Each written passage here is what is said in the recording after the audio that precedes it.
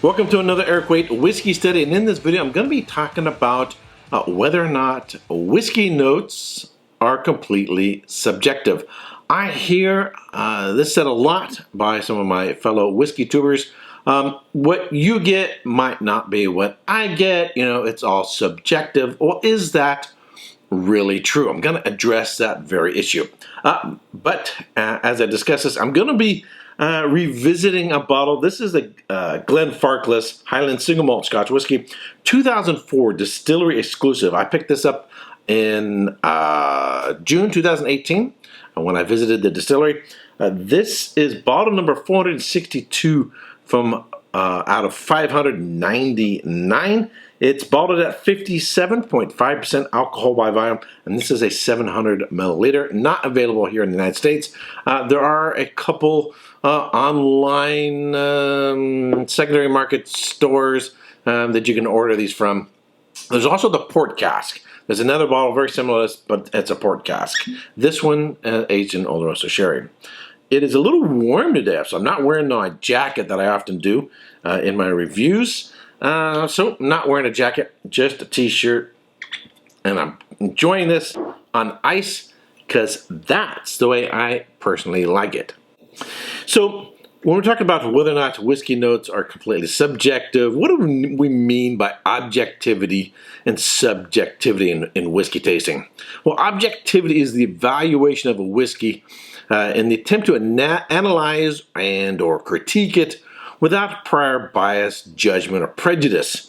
And one of the key advantages of various forms of blind tasting is that it removes the price tag. You don't know what the brand name is, and you don't see a label. Thus, it allows us to be more objective in our evaluation of the whiskey. So there are different types of blind tasting, and I'm not going to go too much into this. You can blind taste a particular category. You know what the category is, but you don't know the brand, the label, the price tag, and so forth. So, for example, you could do a flight of Cabernet Sauvignons, maybe even all from Napa or worldwide. So you know it's a Cabernet. You know what to expect from a Cabernet or a Cabernet-based wine, but you don't know, is it under $30? Is it over $200? Who's the producer? You don't know that. Because there are certain things that a Cabernet should have, for example, in wine, when you taste it. Same thing going for Scotch. We could blind taste peated whiskeys, right? Or sherried whiskeys, and so forth. You get the point. Or you could do a double blind where you don't know what style it is, you don't know the type it is, you don't know the maker, and you do it in a opaque glass. You can't even look at the color of it as well. But that's enough. There's different types of blind tasting. Main point is the advantage is it removes the impact of knowing who it is, who made it, and where it came from. So in that sense, it enables you to be a bit more objective. However, this use of the term objectivity is different than psychological or philosophical objectivity, in which complete objectivity is not possible because all facts and data are interpreted by the observer or the taster through the lens of his or her previous experiences. So I'm using the term subjectivity and objectivity differently.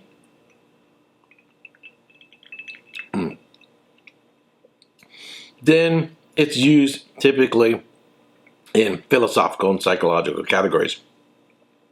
In philosophical categories, there is no real complete objectivity. We observe everything through a particular lens, and then we interpret that. And our lens is our previous experiences, our worldview, our biases, and so forth. So, for example, two different people can see the exact same thing and yet think it means something completely different. That's based on their prejudices or their worldviews and so forth, right? So subjectivity in evaluation of a whiskey includes one's own experiences and aromas and tastes. This may include one's emotional response to a whiskey and may be influenced by a person's mood, what they ate for dinner, the weather, and so forth. Without a doubt, all whiskey critics' evaluations contain some element of subjectivity when scoring whiskey, so it is best for a whiskey critic to taste the whiskey several times in various circumstances and conditions before making a final judgment. And so one of the things I like to do, particularly with whiskeys, is I'll try it neat. I'll try neck pour neat in a Glencairn. I'll try it in a chilled glass. I'll try it on ice. Just try it in different ways and try to withhold any judgments of it until I at least get past the shoulders. And right now, this one's even below the label, so it's just approaching the midway point.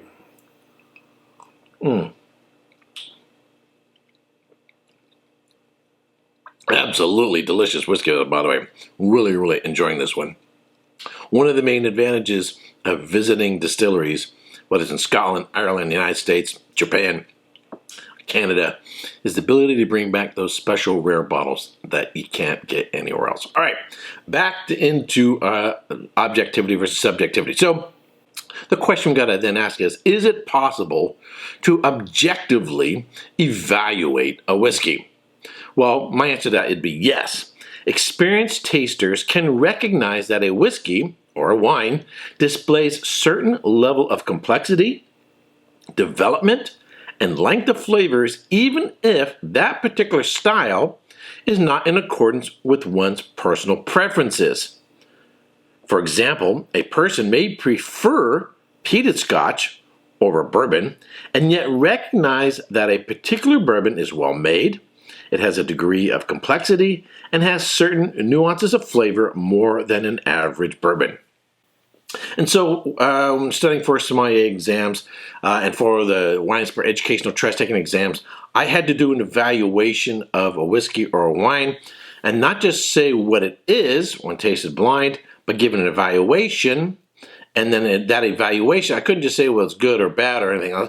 I then had to justify my evaluation of it, which would be based on its level of complexity, layers, development, length, and so forth. So, okay, so a person, say, let's say wine, might not particularly care for, the oaky, buttery Chardonnay, but they can objectively evaluate wine and say, you know what, for that style, that's not my particular style of Chardonnay, but for that style, this is well made. It has good acidity, it has balanced alcohol, it has balance in body, it has a range of fruit characteristics. It doesn't have too much oak or too much butter character to it. And so while a buttery Chardonnay, typical California Chardonnay is not my particular style, by the way, it is, I'm just using that as an example, not my particular style, I can objectively say this is well made and well crafted. And the same thing goes for whiskey as well. So it's not just about one's personal preferences. One can, if you're thoughtful and not just sort of reflexively responding to a whiskey and thoughtful, say, look, this is not my particular style, but I think this is well made, then you can be objective. But a lot of people who are reviewing whiskeys or wines or beers probably aren't being as careful as they should be. They're just sort of reflexively responding to it. And so some of my favorite whiskey tubers that I like to watch, they have spent some time with the whiskey. They don't just immediately jump into it. And they do really seem to spend a lot of time before they get in front of the camera. In fact, one of my favorite whiskey tubers, he spent a whole year studying whiskey before he could get in front of the camera because he wanted to have a good background of understanding and tasting whiskeys before he got in front of the camera. There are also objective aromas and flavors in whiskey. So, there are certain aromas and flavors in whiskey that can be scientifically measured. For example, aging whiskey in oak barrels extracts flavor compounds that can be objectively measured, such as furfural, which gives notes of dried fruit or burnt almond and burnt sugar, glycol, which gives burnt overtones, oak lactone, which provides woody, dill, and coconut notes, or eugenol, which provides spices, cloves, and smoky character, vanillin. Now, can you guess what vanillin taken from a barrel gives? That's right, it provides notes of vanilla. And then there is something called serotonin galdehyde, which also provides vanilla-like aromas and flavors.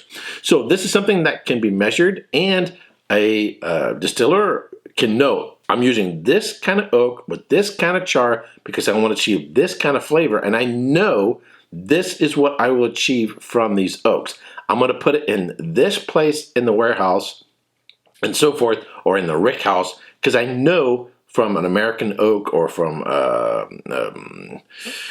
French oak, or there's other types of oaks, or from particular forests, I'm going to get these particular characteristics, and they know these characteristics will add this character to the whiskey. So and they can be measured, as these chemical compounds derived from the wood can be measured. And so there is this objective ability to detect certain flavor compounds that are going to be in the whiskey derived from oak. And that's not the only place. There are other places as well. I'm just using that as one example. And this is why different types and styles of whiskeys have very common aroma and flavor profiles that are universally recognized by experienced tasters. This is also why an experienced taster can identify a whiskey when tasting blind and being tested on it. If the aromas and flavors were completely subjective, it would be impossible to test someone to see if they can tell the difference between a bourbon, a Canadian rye, a single malt Scotch from the Highlands, aged in a sherry cask, or a peated whiskey from Islay. So in other words, if it was completely subjective and there was nothing objective that you could determine was objectively in there, despite one's personal preferences or despite one's personal experiences, then you could never taste test someone on a particular whiskey. They would never be able to do it blind and determine where it is. The next issue we want to deal with is interpreting aromas and flavors in whiskey. This may lead someone to then ask, so if there is an objective aspect to evaluating whiskeys, then why do tasting notes vary even amongst experienced and professional tasters? Well, there are several reasons why there are differences in tasting notes, which are due to several factors. First, while there are some aromas and flavors of whiskey that correlate to non-whiskey flavors such as citrus fruit, chocolate, caramel, salt, or vanilla, whiskeys also display aromas and flavors that are unique and are not exactly like other known fruits, florals, or spices. Consequently, the taster has to interpret the whiskey and describe it using analogical language, which uses imprecise descriptors such that in reality, they say it tastes like such and such, but not exactly. But oftentimes, we smell and taste a whiskey. I'm getting caramels, and I'm getting dried fruit notes, and I'm getting like panettone roll and Christmas cake. I'm getting vanilla and spice. But really, while we're saying I'm getting this or I'm getting that, oftentimes, even though we're speaking in concrete terms, a lot of times really it's more like it's kind of like this and kind of like that. And we aren't being precise actually in our perceptions of them. In other words, this one particular note could be described in different ways because different things are sort of getting at the same point. Different tasters approximate what they think it reminds them of, and oftentimes different descriptions from different people are actually describing the same thing. For example, a whiskey finished in a red wine cask may display red fruit notes, but one person describes it as a cherry pie, while another person describes it as strawberry preserves. Both people are describing a baked red fruit note. Some people may also combine different flavors and describe it as one thing. For example, a whiskey that has dried fruit notes, but also malty or bready character, may be described as Christmas cake or a panettone roll, because both Christmas cake and a panettone roll are baked goods that contain some dried fruit. Again, both of these are approximations. They're not necessarily exact. It's sort of what it reminds you of. Well, also, because some aromas and flavors in whiskey do not correspond exactly to specific fruits, florals, and spices, not only do we describe them by analogy, but we also have the freedom to be poetic and imaginative in our descriptions. So if you're constantly using the same descriptors all the time, or if you're a writer and you're doing this professionally and someone's reading your reviews, try reviewing a Napa Cabernet and then another Napa Cabernet and then another Napa Valley Cabernet and on and on. And guess what? Eventually they kind of sound like you're all describing the exact same wine, and yet there are differences, right? Same thing with bourbons, right?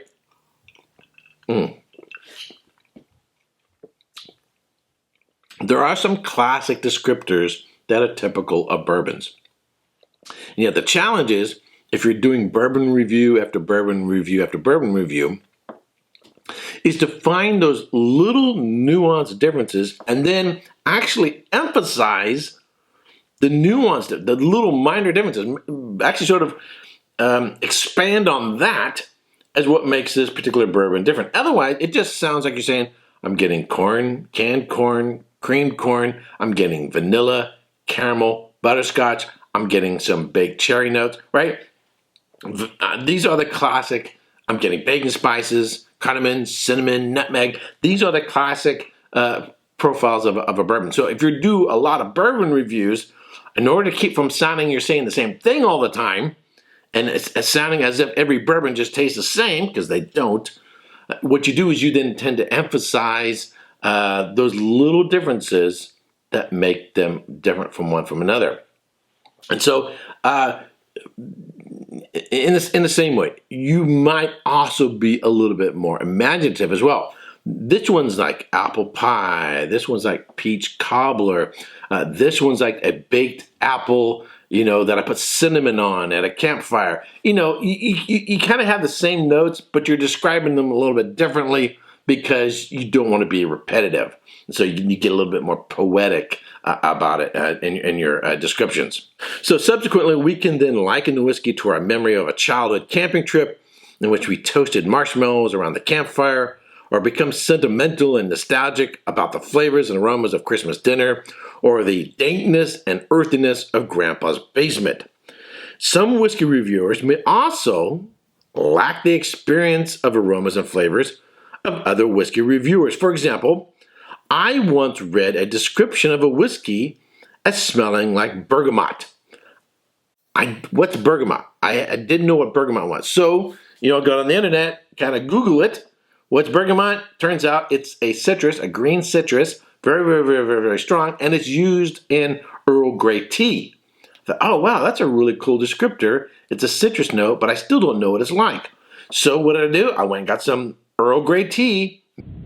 Tea Earl Grey, hot. Made some Earl Grey tea, and I go, oh, yeah, it has that citrus note to it, and then Earl Grey also has this sort of earthy character on it as well, kind of a dusty, earthy character to it as well. But at least I got the part that, hey, bergamot is this citrus note, and you can find Earl Grey tea. And so people could use different descriptors. I had never heard, I've only heard bergamot used once. Someone might say lime, lemon, or get grapefruit, or white grapefruit, or, and there's different types of lemons and oranges, or tangerine and so forth. And so if someone uses something that someone else isn't familiar with, I never heard of, what's bergamot? Then you got to look it up. Or same thing with Cabernet Sauvignon. Cabernet Sauvignon, common descriptor is cassis, which is sort of a condensed flavors of black currants, but I had never had black currant before, right? It's not that common here in the United States. So I had previously been describing Cabernet Sauvignon as blackberry. Now, if you take blackberry and black currant, you put them next to each other, you can kind of see they're similar, but they're not exact. Black currant has a distinctiveness that is different from blackberry. So what I had to do is, I actually found in a store some black currant preserves and some cassis. Tasted those, I go, oh, you know what? The Cabernet Sauvignons I've had, they are more like black currant, or they are more like cassis. But it wasn't until I went and looked them up that I noticed there was a distinction, and I stopped using blackberry notes, although a Cabernet Sauvignon could have blackberry. Stopped using the blackberry note so much and started using more the black currants or cassis. What's the difference in terms of amount of wine? Black currants and cassis. A warmer region It's going to have a sort of more intensified note to it. A little hotter, a little warmer, and so you're gonna move from black currants over into cassis. I know we're talking about wine, but the skills of a sommelier and blind tasting and analyzing wines it can be really helpful in migrating over to whiskey and then evaluating whiskeys as well. Alrighty, so in conclusion, whiskey has some objective aromas and flavors that can be universally recognized by most whiskey drinkers and reviewers. This provides the ability for a common language about whiskey and the ability to blind taste a whiskey. So whiskey can have unique aromas and flavors that drinkers may describe differently with creativity and imagination. And I think that's part of the fun. You got to realize, if we have a peated whiskey and we like reviewing peated whiskey. We say it's got notes of creosote, and then we say, oh, it reminds me of a telephone pole with a black creosote on it, or we make it hilarious or funny and say it reminds me of a pirate ship, or something like that, That's where a little bit of imagination can come into play, and that's perfectly fine, right? We know what we're getting to, and we're not looking for something that's sort of dry and boring. We can be creative as long as we're not faking it. But there are some people who they don't know what to call us. They don't know how to review it.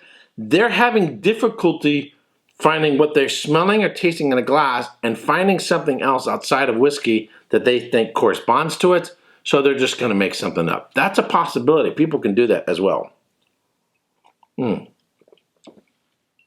Because they lack the vocabulary to find corresponding things that remind them of that flavor. All right.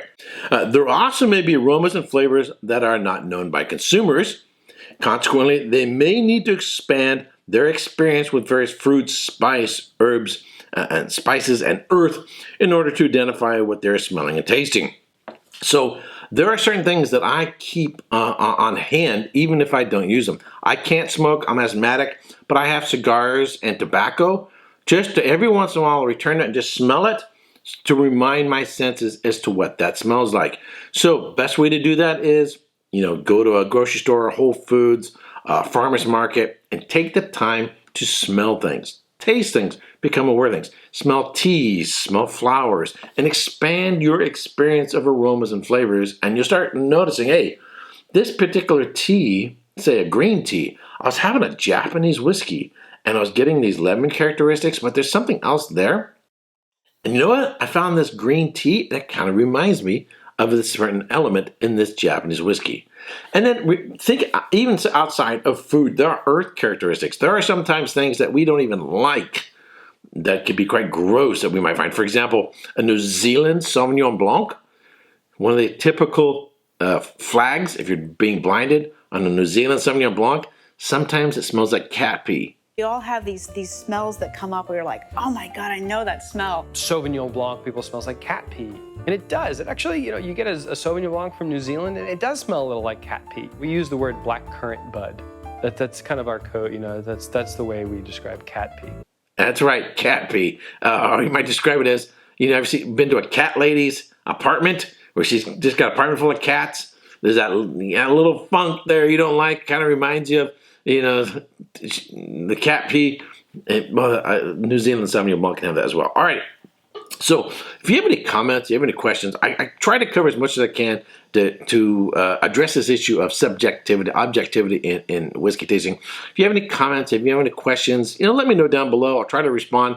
If you like this video, give it a thumbs up. If you want more content like this, let me know. I may do an entire month on sensory analysis and help you to become a better smeller and taster of whiskey. Now, the most important thing on this is, there is whiskey in which is just for enjoyment. You're kicking back, watching a movie, hanging out with friends, having a good time, and you don't have to analyze every whiskey to death, right?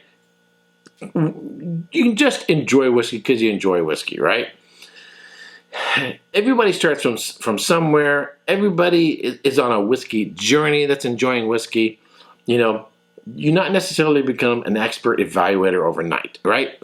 And you shouldn't be judged, and we shouldn't judge others because of someone's experiences or what their preferences or what they like or don't like, right? Whiskey is for everyone. Everybody's on a different journey. Everybody has different preferences. The most important thing about whiskey is to enjoy it, and the best thing to do is enjoy it with friends. All right, hope you've enjoyed this video, found it useful, and until next time, if you haven't already, subscribe, link, give it a thumbs up. Until next time, cheers. Hey, if you liked my review, be sure to check out these other whiskey videos.